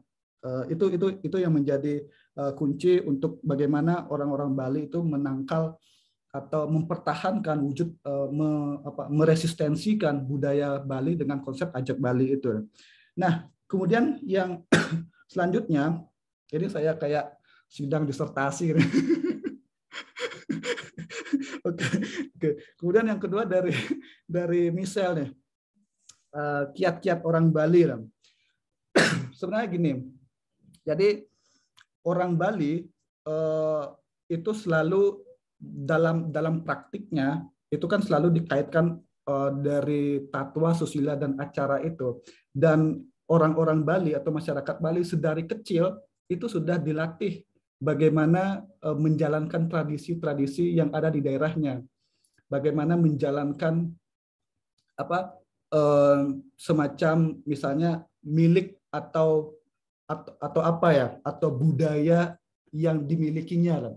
Misalnya nih, orang-orang Bali sejak kecil itu sudah dilatih nari Bali, kemudian gamelan Bali dan sebagainya. Lambat laun ketika dilatih dari kecil menari Bali, kemudian gamelan Bali dan sebagainya, itu akan mewujudkan rasa cintanya, rasa bangganya terhadap Bali itu. Jadi sejak kecil sudah ditanamkan hal itu, sejak kecil sudah dilatih hal-hal yang seperti itu. Jadi ini yang menjadi karena orang Bali ini sangat meyakini bahwa ilmu atau keragaman budaya yang dimiliki oleh tetua-tetua ini tidak berhenti di sana, terus diturunkan. Bahkan kalau kita lihat setiap prosesi apapun itu selalu melibatkan anak-anak muda. Prosesi apapun itu. Dan ini menjadi hal yang kita anggap sebagai sebagai kekuatan untuk bagaimana penerus orang-orang Bali ini tetap mencintai dan melestarikan budayanya, karena sejak kecil sudah dilatih, sejak kecil sudah ditanamkan hal-hal yang seperti itu. Itu. Kemudian pertanyaan yang ketiga terkait dengan Mbak Kusuma. Nah, apakah filsafat hidup Trihita Karana ini mampu menghadapi perubahan zaman dan tantangan dan sebagainya? Implementasinya seperti apa? Nah, kalau secara praktiknya ini sebenarnya apa yang digaungkan oleh masyarakat dan memang dibantu oleh pemerintah. Pemerintah sangat mengajarkan visi misi dari pemerintah itu sangat erat kaitannya dengan konsep Trihita Karana ini. Bagaimana selalu mementingkan konsep keparahyangannya itu seperti apa, bagaimana menjaga keharmonisan dengan Tuhan itu seperti apa, wujud parahyangannya seperti apa, wujud pawongannya itu seperti apa, wujud palemahannya itu seperti apa. Karena ini sinergi antara pemerintah, masyarakat dan pelaku dari budaya itu, maka ini saya menjadi optimis bahwa ini akan menjadi kekuatan yang cukup juga untuk bagaimana menggempur hal-hal yang bersifat perubahan-perubahan yang menggerus budaya Bali itu. Karena sinergi antara pemerintah, masyarakat dan pelaku budaya ini. Dan di Bali itu kalau kita lihat itu kan berbeda sistem hierarki pemerintahannya itu berbeda. Jadi ada dimensi perbedaannya. Kalau di Bali sistem pemerintahannya itu kalau di desa ada namanya desa adat, ada namanya desa dinas itu. Nah, desa adat ini dipimpin oleh ada yang namanya bendesa adat. Jadi yang mengurusi tentang adat, budaya dan sebagainya. Ini bendesa adat. Jadi semacam kepala adatnya loh. Kemudian ada namanya desa dinas yang memang dipimpin oleh kepala desa. Dan ini antara desa adat dan desa dinas ini saling bahu membahu. Bagaimana antara kenegaraan, antara secara formalnya, kemudian desa adat ini bagaimana secara pemerintahan pemerintahan secara adatnya ini saling mempengaruhi, saling bahu membahu, dan saya kira ini menjadi satu kekuatan juga yang cukup untuk menjaga kelestarian Bali ini, karena ada namanya desa adat itu yang memang fungsinya tugasnya itu tidak lain dan tidak bukan untuk bagaimana tetap menjaga keadiluhungan budaya-budaya Bali. Tetapi tidak menutup kemungkinan juga kalau misalnya teman-teman yang artinya pendatang dan sebagainya, kemudian orang-orang Bali yang sudah hidup lama di kota dan sebagainya, itu ya tidak menutup kemungkinan juga ada beberapa warga yang cukup apatis juga tentang bagaimana melestarikan budaya Bali ini karena sudah terlanjur menikmati bagaimana kehidupan modern itu. Jadi kita tidak menafikan hal itu, bahwa di Bali apakah ada yang memang ingin ingin secara pelan-pelan untuk bagaimana ngapain kita menjaga tradisi yang sudah usang seperti ini, ada, tetapi penguatan dari pemerintahan desa adat dan sebagainya, dan secara visi misi pemerintahan dan sebagainya ini, saya menjadi optimis bahwa budaya Bali itu akan tetap senantiasa adiluhung karena selalu diwariskan, selalu diajarkan untuk bagaimana remaja-remaja atau anak muda di sana untuk mencintai budaya dan tradisinya. Saya kira itu, semoga menjawab ya. Teman-teman dari ini banyak nih dari Bali ada. Ya. Itu ada Sukmayasa. Terima kasih Bli, udah dijawab dengan sangat lengkap. Mungkin dari Pak Moderator. Ya, monggo. Mas Ngurah Agung itu kemarin dia tesisnya itu bagus sekali tentang geguritan selampah laku. Relevan ya dengan dibicarakan sama Mas Agung tadi. Ya. Mungkin mau menambahkan ini Mas apa Pak nih saya manggilnya ini, Pak Ngurah Agung. Mas ya, Mas Ngurah Agung mungkin mau, atau Bli Ngurah Agung mungkin mau menambahkan.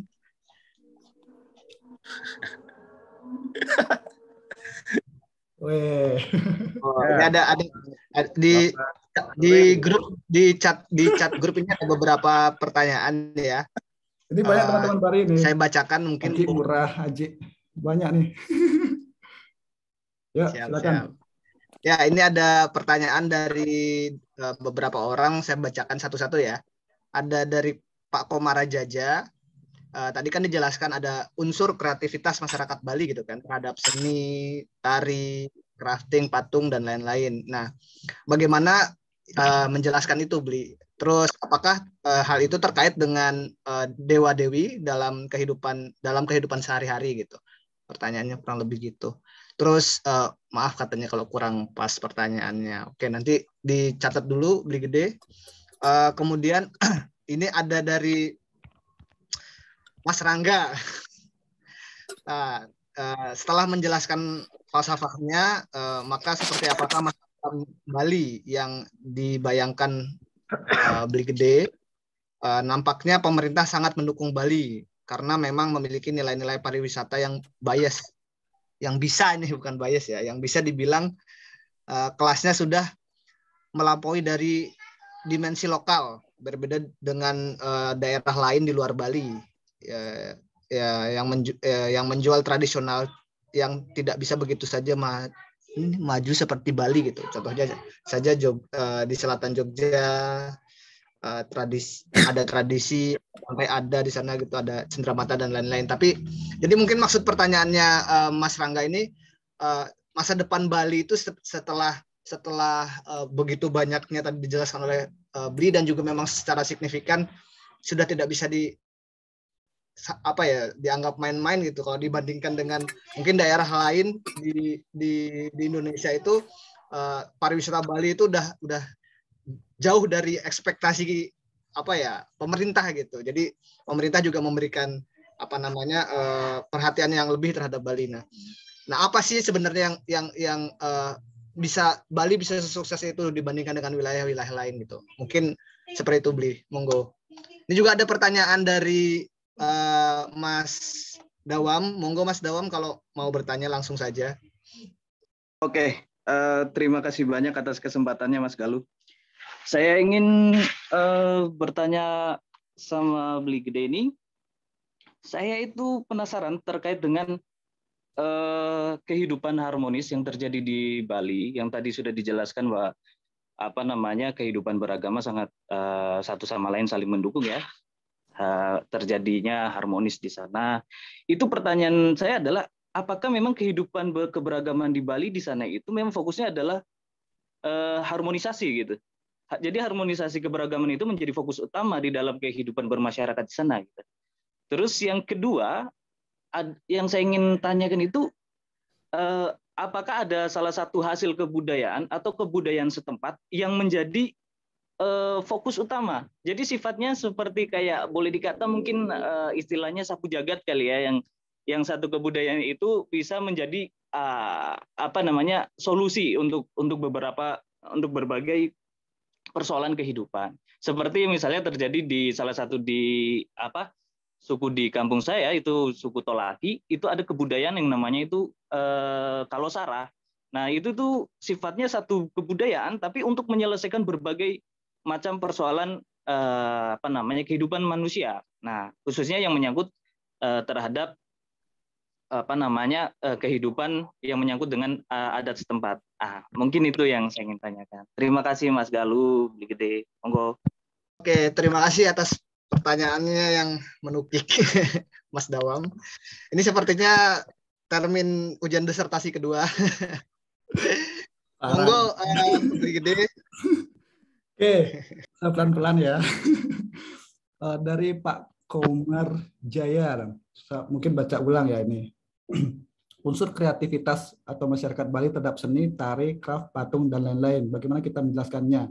Apakah terkait dengan refleksi dewa atau dewi dalam kehidupan sehari-hari? Maaf jika kurang pas, barusan disinggung juga tuh. Oke, jadi sebenarnya kalau kita melihat produk-produk seni di Bali itu memang secara beberapa produk kebudayaan itu ada nilai historisnya, ada menceritakan tentang tentang konsep Hindu juga, dan tetapi di sini kita di Bali itu sangat unik bahwa karya seninya itu tidak semua bersifat sakral, tidak semua bersifat sakral, Pak Komar. Jadi ada kalau di Bali itu ada nih konsepnya, ada tari Bali, misalnya kalau tari Bali, tari wali, dan tari balih-balihan. Nah, tari Bali ini khusus suatu tari yang memang difokuskan, yang dibuat, yang diciptakan untuk mengiringi ritual itu. Kemudian tari wali itu lebih ke profan lagi. Jadi tari Bali, tari wali, dan tari balih-balihan. Nah, kalau tari balih-balihan itu sifatnya yang bisa ditonton. Jadi tidak ada nilai sakralnya, tapi sifatnya profan. Itu konsep atau klasifikasi produk seni di Bali. Jadi selalu ada yang sakral dan yang profan itu. Itu yang pertama. Nah, untuk kalau misalnya biasanya kalau di tempat-tempat pariwisata, teman-teman kan pasti melihat, loh, kenapa di tempat suci barong itu sakral loh, sedangkan di sini itu ada yang kita tonton, kita tertawakan dan lain sebagainya, karena itu sifatnya ya tari balih-balihan yang sifatnya profan gitu, tidak sakral, tidak bernilai sakral. Tapi kalau misalnya ada satu bentuk, kalau di Bali itu entah itu bentuknya arca, bentuknya patung dan sebagainya, memang disimbolisasikan sebagai sebagai konsep dewa dan dewi itu. Jadi setiap tempat suci biasanya mempunyai simbol tertentu yang diwujudkan dengan menggunakan arca atau patung itu. Tetapi kalau di sini tidak semua karya seni itu merefleksikan dewa dan dewi itu, tapi ada juga yang bernilai bernilai tontonan dan sebagainya.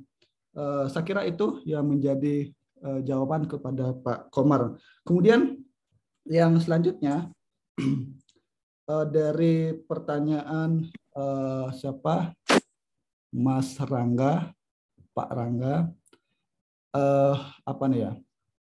setelah menjelaskan falsafahnya, maka seperti apakah masa depan Bali yang dibayangkan Bapak? Nampaknya pemerintah sangat mendukung Bali karena memang memiliki nilai-nilai pariwisata yang bisa dibilang kelasnya sudah melampaui dari dimensi lokal. Berbeda dengan di luar daerah, Bali menjual yang tradisional tidak bisa begitu maju seperti Bali. Contohnya saja di selatan. Ya, karena jadi di Bali itu kita bisa bicara tentang kebudayaan serta tradisi secara optimis karena dibantu oleh kebijakan-kebijakan pemerintah. Bahkan ada satu momentum untuk menyelenggarakan festival. Jadi setiap daerah atau setiap kabupaten itu ada festival untuk karya seni. Kemudian ada juga festival secara keseluruhan itu yang bisa dinikmati secara bersama-sama, itu ditampilkan di dalam setiap tahun sekali, biasanya di bulan-bulan 6 itu ada namanya Pesta Kesenian Bali. Jadi di Pesta Kesenian Bali inilah bagaimana pemerintah menyelenggarakan hal itu untuk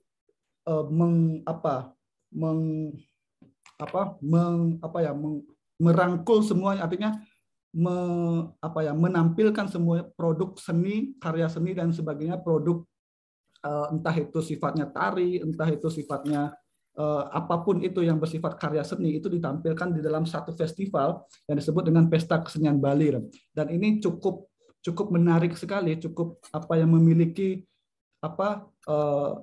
nilai yang katakanlah yang bisa kita katakan suatu keoptimisan, karena pemerintah di sini dan masyarakat serta penyelenggara seni, penikmat seni itu saling bahu-membahu untuk bagaimana agar supaya kebudayaan serta tradisi Bali itu tetap selalu senantiasa menjadi ajak. Kemudian beberapa tari Bali atau kebudayaan Bali itu sudah diakui oleh UNESCO, dan ini sangat sangat menjadi nilai atau bobot yang cukup menjanjikan, karena beberapa tari Bali serta produk-produk seni lainnya itu sudah sangat sangat go internasional katakanlah. Jadi beberapa, kalau nggak salah ada 9 tari Bali yang sudah diakui secara internasional oleh UNESCO. Itu. Jadi kemudian pertanyaan Mas Dawam, apakah ada hasil kebudayaan yang memang untuk menjaga menjaga toleransi dan lain sebagainya? Saya kira kalau di dalam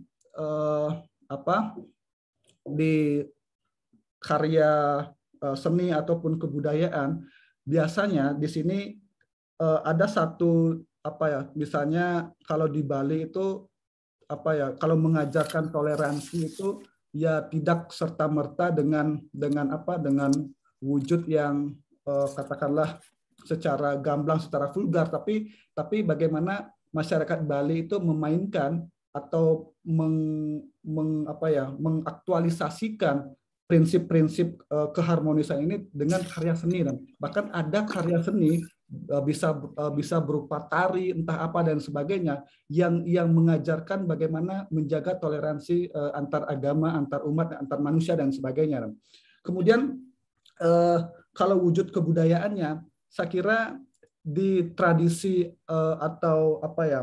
tradisi, ada satu tradisi yang namanya kalau di daerah Pegayaman, itu di teman-teman Islam Pegayaman dengan teman-teman yang di luar Islam di sana, yang di Buleleng kalau nggak salah, di Pegayaman itu ada satu tradisi megibung itu.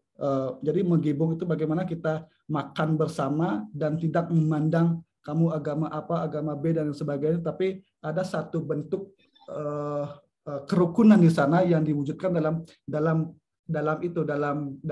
tradisi megibung itu. Jadi megibung makan bersama, makan sedang bersama, dan tidak mementingkan kamu kelas apa dan sebagainya. Jadi di sana kebersamaan itu dibangun dalam satu tradisi.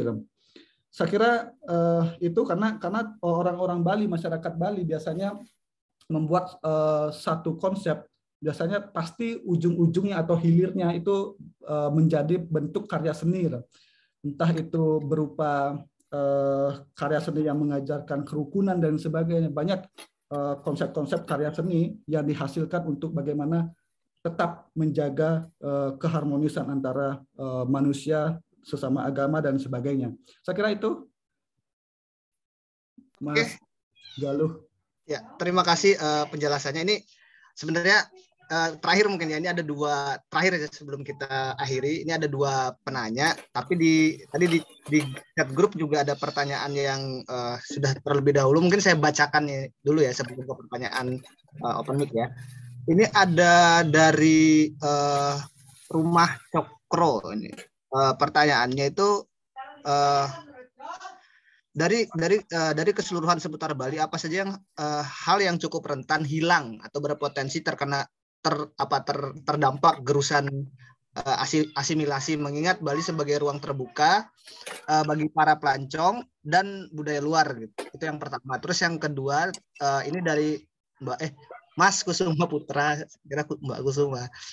Mas Kusuma Putra menanyakan apakah Ajak Bali merupakan falsafah kehidupan orang Bali Gede atau hanya slogan?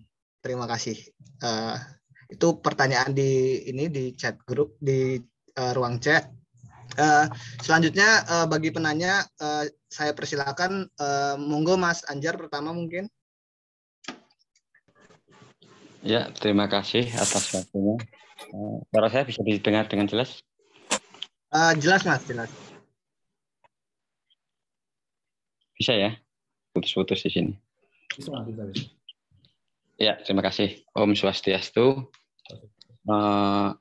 Saya mau tanya, semoga ini nggak terlalu sensitif karena saya jujur kepo banget gitu ya. Karena kebetulan saya itu secara tidak sengaja kan nonton di acara TV swasta gitu. Itu ada yang menceritakan tentang budaya di India, di mana kasta yang terendah itu sampai pindah agama. Yang saya tanyakan, bagaimana penerapan kasta di Bali perlakuannya dan perkembangannya bagaimana. Oke. Terima kasih, itu aja. Maaf. Saya kira Ya. Mas. Terima kasih Mas Benar, Anjar, Pak. pertanyaannya ini sangat dalam sekali ya, ini masuk ke ranah teknis juga. Oke. Monggo selanjutnya Mas Ida, Bli mungkin ya, Bli Ida, monggo. Terima kasih Mas Galuh. Mohon izin Mas Galuh, apakah saya diizinkan untuk memberikan pendapat Mas Galuh ya? Karena saya kebetulan dari Bali, mungkin bisa. Monggo, Nah, monggo. Sangat senang kami, sangat senang. Monggo Mas. Salam kenal Mas Galuh dan kakak-kakak yang tergabung dalam room Zoom ini. Kebetulan di sini juga banyak senior saya, ada Bli Agus Siswadi, ada Bli Kadek Sukma, dan Bli Panji, Bli Murahagung. Saya ingin sedikit memberikan pendapat, mungkin nanti kalau pendapat saya agak kurang ini bisa dikoreksi oleh guru-guru saya ini ya. Oke, pertama cukup banyak sekali pertanyaan terkait Bali dan filsafat Bali tadi Mas Galuh dan teman-teman, ada dari Mas Odi dan kemudian ada dari Mbak Misal dan lain sebagainya. Jadi saya ingin rangkum semuanya dalam satu jawaban. Terkait pertama pertanyaan Mas Mas Odi tadi menyinggung soal Bali yang tidak melupakan leluhurnya gitu. Kebetulan saya basicnya teologi, jadi akan saya kaitkan sedikit dengan teks-teks yang ada di Bali, Mas Galuh ya. Nah, terkait dengan konsep leluhur, sebenarnya orang-orang Bali jelas sekali tidak lupa dengan leluhurnya, karena kita punya satu susastra Hindu yang namanya adalah Kekawin Ramayana. Mungkin Mas Galuh dan teman-teman juga pernah mendengar Kekawin Ramayana ini. Nah, ada sebuah dalil dalam Kekawin Ramayana bab 1 sloka 3 yang menyatakan demikian berbahasa Kawi. Gunamante sang dasarate weruh sirareng wede bakti reng dewa tarmalupeng pitra puja masih tasireng swagar kabeh. Di sana ada dalil yang menyatakan bahwa tarmalupeng pitra puja. Artinya tidak melupakan leluhur. Ini adalah sebuah penggambaran dari kebijaksanaan Sang Dasarata, ayah dari Sang Rama sebenarnya. Nah, itu yang digunakan oleh masyarakat Bali, bahwa masyarakat Bali tidak ingin melupakan leluhurnya dalam berbagai aspek yang diwujudkan dalam upacara yatnya. Maka kalau kita lihat di setiap rumah orang Bali, tadi Bli Agus Siswadi sudah menjelaskan bahwa ada yang namanya konsep sanggah. Sanggah ini adalah tempat ibadah orang Bali yang ada di masing-masing rumahnya. Di sana ada yang namanya kemulan. Kemulan inilah digunakan sebagai stana untuk menempatkan leluhur-leluhur yang sudah diaben. Ada upacara pengabenan, sudah diaben, ketika disucikan, sudah diabenkan, nanti akan dilinggihkan atau ditempatkan di sanggah kemulan ini. Ini yang kita selalu hormati dan puja, pada akhirnya disebut dengan Betarian Guru. Gitu. Nah, itu tentang konsep leluhurnya dalam yang ada di Bali. Kemudian melanjutkan dari pertanyaan Mbak Misal tadi, kesolidan orang-orang Bali ini kita bisa lihat dari sebuah dalil yang sudah disebutkan oleh Mas Bli Agus Siswadi tadi tentang Wasudewa Kutumbakam, kita semua bersaudara, yang kemudian diimplementasikan oleh orang-orang Bali dalam sebuah kitab Niti Sastra namanya. Ini adalah kitab rujukan bagi orang-orang Hindu dalam hal aspek kepemimpinan. Ketika hendak menjadi pemimpin, maka ada yang namanya kitab Niti Sastra. Saya bisa gambarkan ada di sargah kelima, bait ketiga, dijelaskan bahwa wasita nimitante manemu Laksmi, wasita nimitante pati kapangguh, wasita nimitante manemu duke, wasita nimitante manemu suke, manemu mitra. Manemu mitra. Artinya apa? Dari perkataan kita akan menemukan kebahagiaan. Dari perkataan kita akan menemukan ajal kita. Dari perkataan kita akan menemukan kesusahan, dan dari perkataan kita akan menemukan teman atau sahabat. Nah, orang-orang Bali menggunakan konsep wasita nimitante menemu mitra ini berkaitan dengan bagaimana mereka bersosialisasi. Artinya semua itu saudara, semua adalah teman, semua adalah keluarga yang patut kita berikan penghormatan, berikan toleransi, dan seperti apa yang Mas Galuh bilang tadi, bahwa di Bali itu bukan sekedar toleransi saja, tapi apresiasi juga gitu. Itu yang kita berikan, sebagaimana juga marwah negara kita, yaitu negara yang penuh akan toleransi, kemudian gotong royong dan kekeluargaan. Nah, ini dijadikan oleh masyarakat Bali sebagai slogan atau adagiumnya supaya bisa membuat kehidupan harmonis di masyarakat Bali. Nah, ini dalam aspek sosialnya. Dalam aspek teologisnya itu juga ada di dalam Bhagavad Gita Adhyaya 4 sloka 11 itu dijelaskan Yata memprabadiante tam tatewa banjami ahamama urmanuvartante manusia parta sarawasa. Artinya dalam Bhagavad Gita ini Tuhan yang berbicara bahwa dengan cara dan dengan jalan apapun kau datang kepadaku, aku akan terima. Sebab manusia mengikutiku dengan segala jalan. Artinya ada konsep toleransi di sana. Hindu mengakui bahwa manusia dengan agamanya, dengan kepercayaannya, dengan apapun dia menuju Tuhan, itu akan diterima oleh Tuhan. Semasi dan selama dia menerapkan konsep-konsep cinta kasihnya, konsep-konsep baktinya, tanpa ada kesan untuk mendapatkan sesuatu atau pamrih, gitu. Sikap-sikap yang pamrih. Itu yang digunakan oleh orang-orang Hindu yang yang ada di Bali. Nah, kemudian yang paling menarik sekali pertanyaan dari Mas Anjar Triwibowo tadi terkait dengan kasta.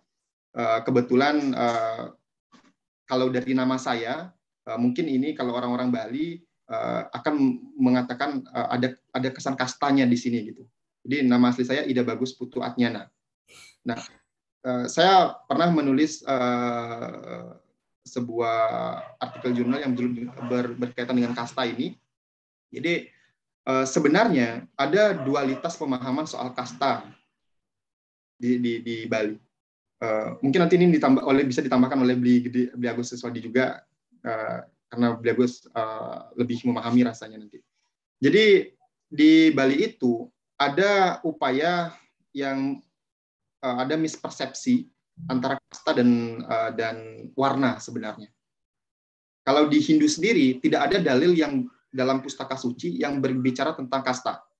Saya garis bawahi, tidak ada dalil dalam pustaka suci yang berbicara soal kasta. Tapi kalau yang berbicara soal warna ada. Itu kita bisa ketemukan dalam Weda Samhita, khususnya di Yajurveda, dan di Bhagavad Gita juga dijelaskan.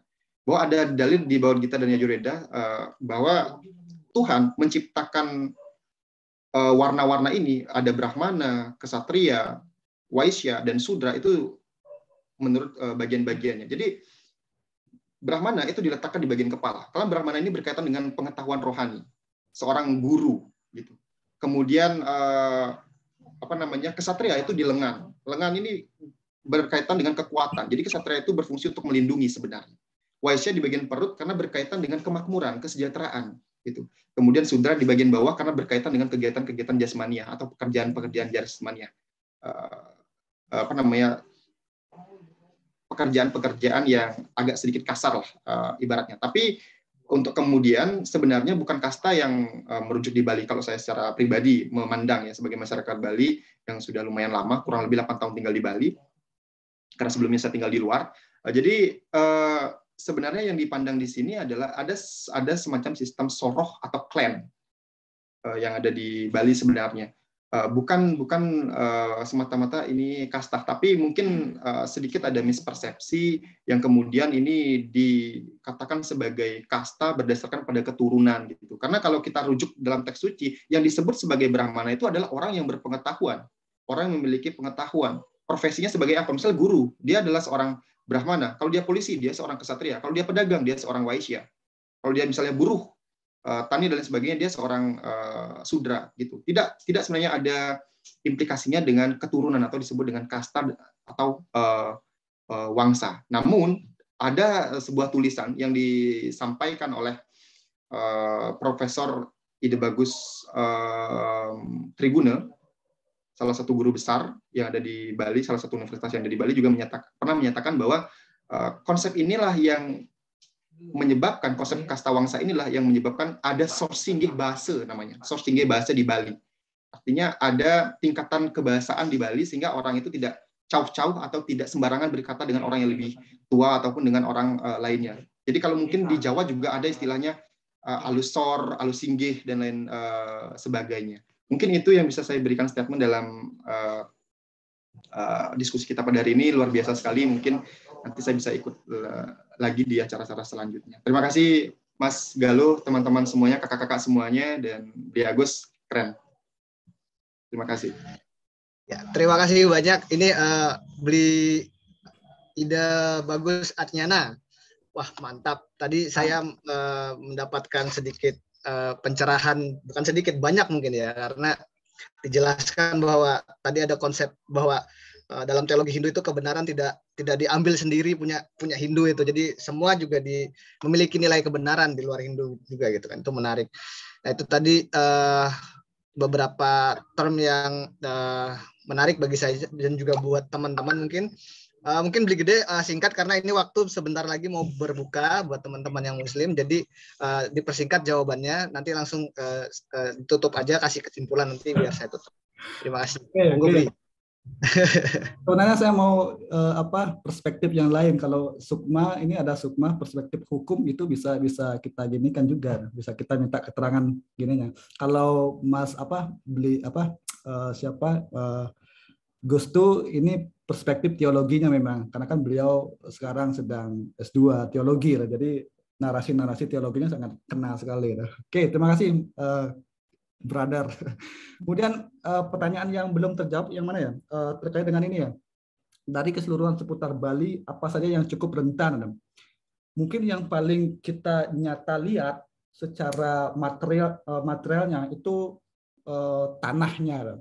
tanahnya Bali itu, karena di sini apalagi di daerah-daerah yang perkotaan dan sebagainya, kemudian di daerah kalau misalnya teman-teman nyebrang ke Pulau Nusa Penida itu sudah ada coupling yang memang itu sudah dimiliki oleh investor ya. Itu yang menjadi hal yang sangat sangat dilema dan miris juga kalau misalnya masyarakat Bali menjual tanahnya untuk keperluan yang sifatnya pribadi. Nah, itu yang menjadi hal yang sentral. Tapi di Bali karena prinsipnya adalah patrilineal, patriarki, jadi laki-laki yang tetap tinggal di rumah, ini juga memberikan nuansa yang baik juga untuk bagaimana teman-teman yang sebagai purusa, sebagai laki-laki untuk tetap menjaga tradisi ataupun menjaga hal-hal yang dimilikinya, entah itu sifatnya tradisi, budaya, harta dan sebagainya. Jadi konsepnya adalah patriarki, patrilineal. Jadi laki-laki sebagai purusa yang menjaga berbagai hal-hal yang dimilikinya itu. Kemudian yang kedua terkait dengan apakah Ajak Bali merupakan falsafah atau kehidupan orang Bali atau hanya slogan. Saya kira ini hanya gaungan berupa slogan yang mampu menghidupkan, yang mampu memberikan semangat spirit masyarakat Bali untuk tetap bagaimana menjaga kelestarian kebudayaannya, tradisinya dan sebagainya. Ini menjadi spirit di dalam pikiran, kemudian akan diimplementasikan di dalam tindakan.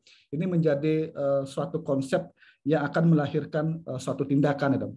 Itu saya kira itu Mas Kusuma. Dan menjawab tadi apa yang ditanyakan oleh Mas Anja Tribowo. Jadi sebenarnya kalau kita hilir secara lebih dalam, konsep kasta itu seperti yang disampaikan oleh Brother Gustu, jadi memang tidak ada di dalam teks-teks Hindu karena ini merupakan produk politik sebenarnya. Jadi kasta ini merupakan produk politik yang awalnya itu di India ketika bagaimana untuk mengubah agama yang di India ke agama tertentu. Jadi ada upaya untuk pengalihan agama. Ini sebenarnya produk politik. Jadi kasta itu kalau bahasa Prancisnya ada castle itu benteng. Jadi itu sebenarnya untuk membenturkan orang-orang yang berkulit putih dengan orang-orang yang berkulit hitam. Ada bangsa Dravida dan bangsa Arya. Jadi untuk membenturkan ini, sehingga muaranya nanti tentang kasta di Bali ini cukup miris juga karena ketika orang-orang yang sejak katakanlah misalnya 10 tahun, 20 tahun ke atas itu sangat fanatik sekali dengan kasta. Bahkan ada istilahnya patiwangi. Kalau yang menjadi korban itu selalu perempuan kalau di konsep kasta ini. Jadi karena kita di Bali itu konsepnya patriarki, jadi perempuan itu kan berhak menikah sama orang yang memang tapi harus selevel, sekasta, misalnya dari wangsa Brahmana itu harus menikah dari wangsa Brahmana, misalnya namanya Ide Ayu harus menikah dengan Ide Bagus gitu. Jadi ada fanatik seperti itu dulu gitu. Karena ini dan ada juga banyak faktor yang mengatakan bahwa kalau misalnya dari wangsa Ide Ayu menikah dengan orang Jabe atau orang yang biasa, itu kayak bahasanya nedunan surya, jadi menurunkan derajat, bahkan ada istilahnya nyeburin gitu. Istilahnya perempuan itu tercebur gitu. Dan ini sangat miris sekali di kehidupan yang paling berdampak itu adalah perempuan. Apalagi kalau perempuan itu ada istilahnya dulu konsep patiwangi, jadi membunuh keharumannya si perempuan itu, keharuman namanya maksudnya ya. Jadi kalau misalnya ia sebagai Ide Ayu, itu namanya ketika menikah dengan orang biasa itu tidak Ide Ayu lagi, tapi menjadi siapa, misalnya Jero siapa. Jadi turun bahkan seperti itu saking fanatiknya. Tetapi konsep patiwangi ini sudah dihapuskan dengan peraturan DPRD berapa, sudah dihapuskan sejak dulu. Jadi konsep patiwangi ini sudah tidak ada. Dan yang menjadi hal yang menjadi masih menjadi perdebatan antara kasta dan wangsa ini, seperti apa yang disampaikan oleh Gustu. Jadi memang di Bali itu tidak ada penggolongan kasta yang secara antara Brahmana, Ksatria, Sudra dan sebagainya, tetapi yang menjadi hal yang kita lihat itu adalah wangsanya. Jadi di Bali itu ada sistem sorohnya juga. Jadi itu tidak sepanatik seperti dulu. Jadi kalau dulu memang sistem kasta itu sangat erat, karena satu sisi bahwa ketika orang yang sudah memiliki derajat tinggi, siapa yang mau mengatakan atau menurunkan derajatnya? Kan tidak mau. Dan itu menjadi hal yang sudah menjadi enak.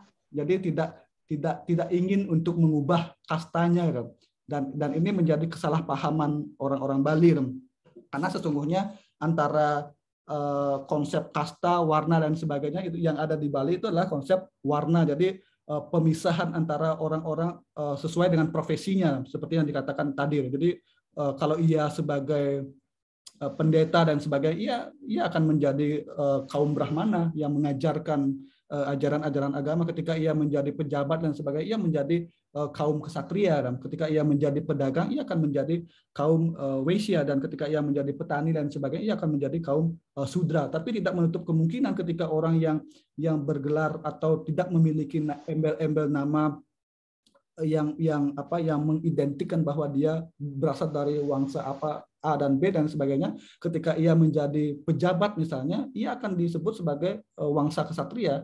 Ketika ia menjadi pendeta misalnya, ia disebut sebagai Brahmana. Itu yang menjadi jadi sistem kasta itu secara praktiknya itu sudah tidak berlaku dan tidak relevan lagi kalau kita posisikan di kehidupan masyarakat Bali. Yang ada itu adalah warna atau soroh itu tadi. Ini menjadi hal yang terpenting. Itu Mas Galuh. Ya, terima kasih banyak Bli jawabannya. Mungkin sekalian saya menutup mungkin ya tadi menyimpulkan bahwa memang masyarakat Bali ini secara kultur dan juga religi itu berbeda dengan masyarakat India secara umum gitu. Terutama tadi terakhir ini yang menjadi hangat kita perbincangkan itu permasalahan kasta yang salah dipahami. Jadi mungkin kelebihan umat Hindu di Indonesia khususnya di Bali itu memahami kasta ini tidak sepolitis yang di India gitu. Jadi kita lebih tinggi gitu secara peradaban dengan India sebagai pusat Hinduisme gitu kan. Nah itu mungkin yang sedikit bisa saya simpulkan gitu terakhir ini ya. Nanti mungkin selanjutnya bisa dielaborasi lagi di luar forum, karena mengingat waktu sudah menunjukkan waktunya berbuka untuk teman-teman yang Muslim. Sekedar informasi juga sebelum ditutup. Jadi setiap mohon maaf ini ada background suara kucing di sini.